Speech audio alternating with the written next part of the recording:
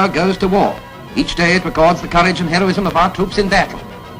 But rarely do you see the camera and the men behind it who risk those same dangers to send back their stories and pictures. Cameramen are always on the job. In the air, out in the desert, and in the trenches, it's nothing new for them.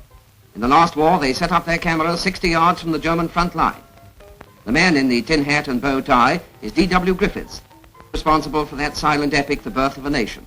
Their get-up may look a bit odd now, but they thrilled the audiences of their day with the first shots of a tank going into action. And in 1916, to the sound of a tinkling piano, it lumbered across the screen. It was news. Tank was a magic word. It was Britain's secret weapon. And because of the frontline cameramen, people at home saw it in action. The inverted commas disappeared. The rear wheel that helped the tank over wide trenches went too. So did the cameramen's bow ties. They were issued with uniforms. Wearing the war correspondent's flash, film cameramen went out on the job again, sending back frontline pictures that week by week you see in the 5 newsreels you know so well. Gradually, the services built up organizations. In the Army Film Unit, volunteers from all sections get an intensive training under experts. First comes the theoretical side of the job. Then they're put through battle courses, where they practice taking pictures under actual fire, till they're passed out to join the hundreds of other forces cameramen who, with their newsreel colleagues, daily make a permanent record of the drama of the battlefront. This is the real thing.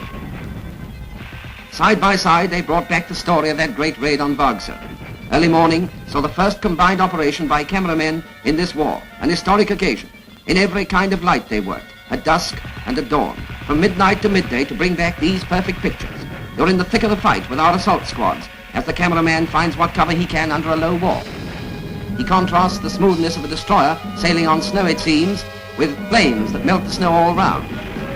Like the wireless operators, the cameraman's job is a highly specialized one. He must work a complicated camera and work it right with hell let loose around him. He comes face to face with the enemy in more senses than one. His sense of humor makes him film a Nazi notice forbidding photography before taking the pictures you've just seen. And they were taken by men like this. Sidney Bonnet of Gaumont British. Here he's on his way to film the Narvik raid. He was the first cameraman, by the way, to fly over Everest. A lot of thought and planning is required to get first-class pictures. The equipment's expensive and weighted to lug about in battle. Universal's Leslie Murray wipes bomb spray off his camera near Narvik. Here's Jim Gemmell in the front line during the Battle of Britain. This is the camera, and this is Ian Struthers using it to shoot the beaches of Sicily on that historic invasion morning. Douglas Hardy took one of the brilliant Malta convoy stories you saw. Edward Candy's story went down with his camera. He was reported missing too, but now he's fighting fit again. Universal's Frank Burnell changes film in his portable darkroom, the changing bag. Jack Cotter Sr., expert in aerial photography in the last war on this. Ashwood, 8th Army newsreel veteran. Charles Martin, off to France at the start of the war.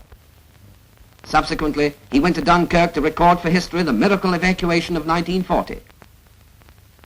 Sergeant Ackland hits the headlines at home when he films the meeting of the American and 8th Armies in Tunisia. "Hello, Limey," they said. "How'd you do?" said his camera. The Army Film Unit was on the job throughout the campaign. They were in Sicily, too. Although you're never told who took the pictures, for headquarters use, each Army cameraman has a number board that identifies his film. As you can see, the cameramen are mostly sergeants. They go into action anywhere and any time, armed only with loaded film. Their gallantry is unquestioned. And here's the owner of that